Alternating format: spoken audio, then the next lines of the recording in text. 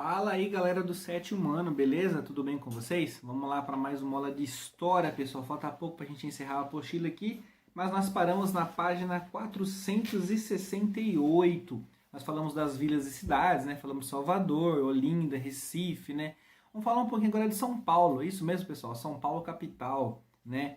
Vamos falar um pouquinho da maior cidade aí que a gente conhece na região, uma das maiores cidades do Brasil e do mundo, tá? São Paulo é conhecida mundialmente. Vamos falar um pouquinho da cidade, como ela surgiu, né? De uma pequena vila que virou uma grande cidade, né? Uma metrópole. Bom, a gente começa aqui na página 468, vamos ver os primórdios aí na capital paulista, na cidade paulistana de São Paulo. Já falamos os detalhes dela aqui.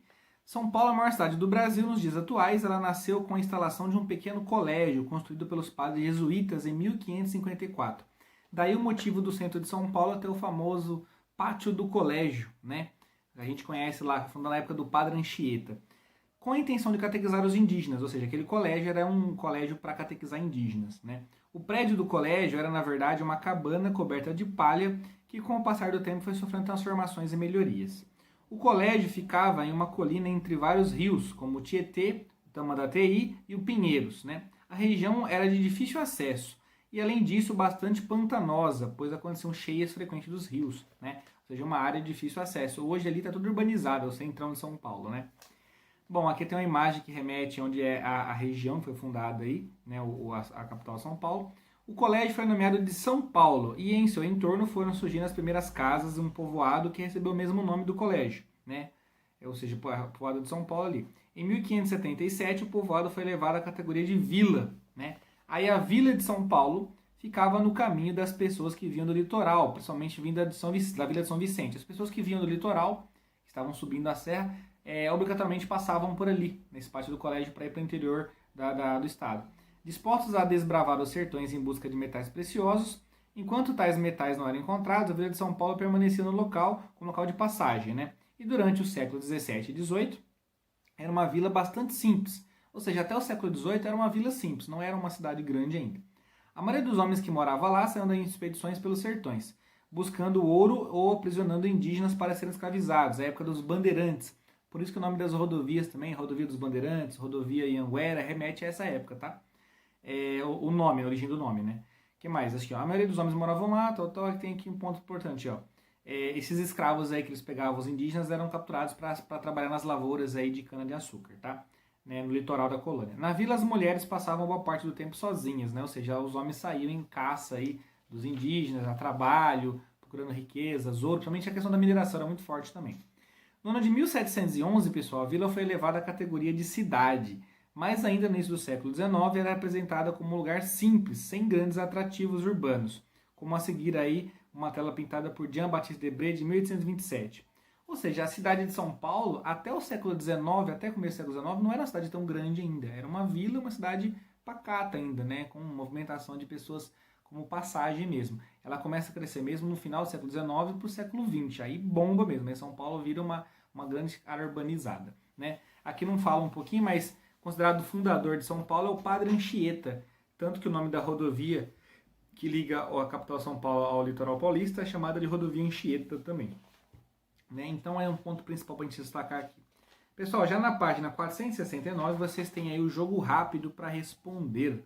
O jogo rápido tem algumas questõezinhas básicas, eu vou ler para vocês aqui. Na próxima aula eu venho com a correção, tá? Então observem para vocês responderem. A primeira imagem observem a imagem a seguir e respondam as questões relacionadas a ela. A imagem do pátio do colégio na cidade de São Paulo é onde ali foi fundada a cidade, onde começou, onde foi o embrião da cidade de São Paulo.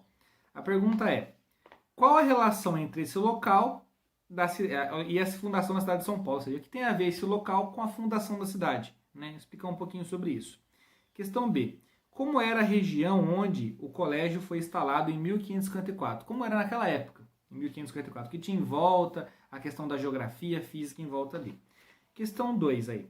Como você pode descrever a Vila de São Paulo ao longo do século XVI e XVII? Como que era a Vila de São Paulo ao longo do século XVI e XVII? Era igual a hoje? Era movimentada? Era devagar? Como que era? Quem morava ali? Como que eram as atividades ali? Tá? Isso na questão 2.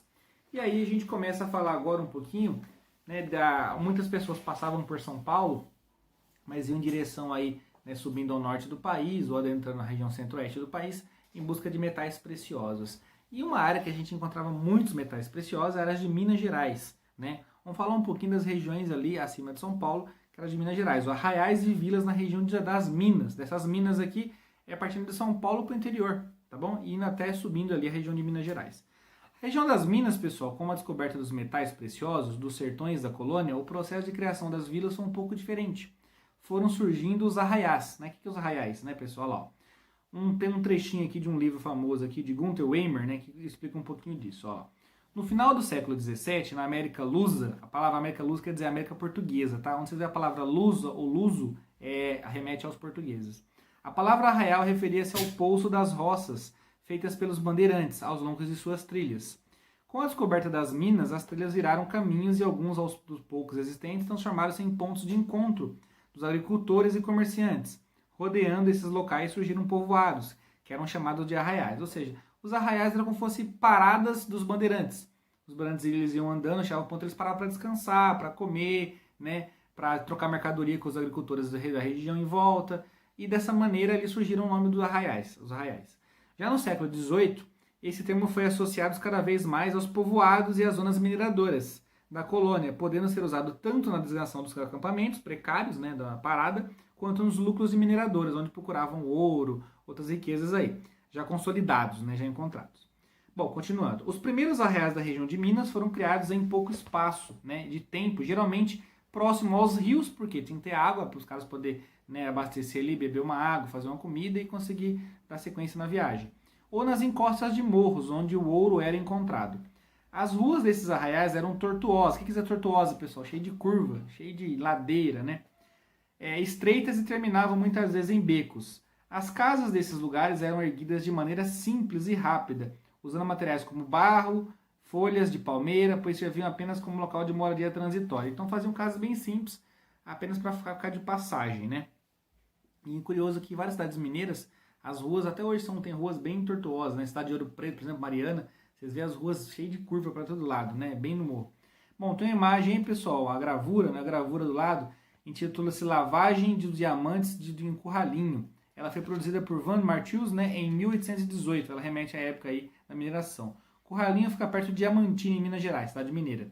Do lado esquerdo da gravura, podemos ver que é um pedaço de telhado feito com palha, né, material muito usado nas primeiras construções e habitações dos arraiais. Né. Observe também a localização da habitação, próximo ao rio e em costa dos morros. Abaixo do telhado, há um homem sentado observando os demais escravizados que trabalham na lavagem dos diamantes.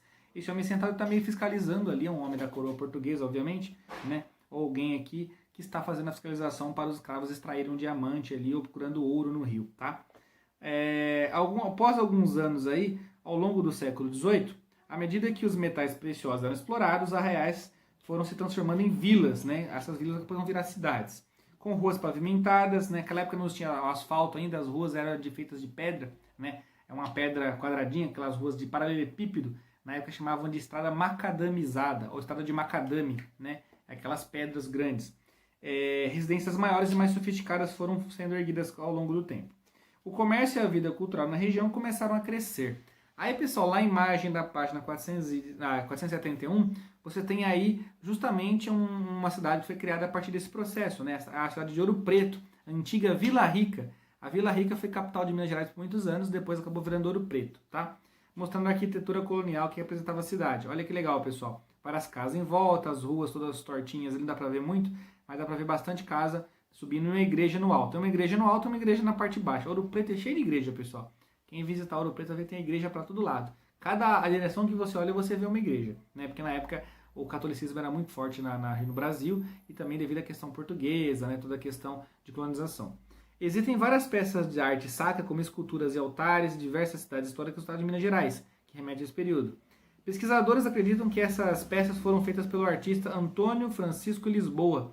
O Antônio Francisco Lisboa, pessoal, ele foi popularmente conhecido como Aleijadinho.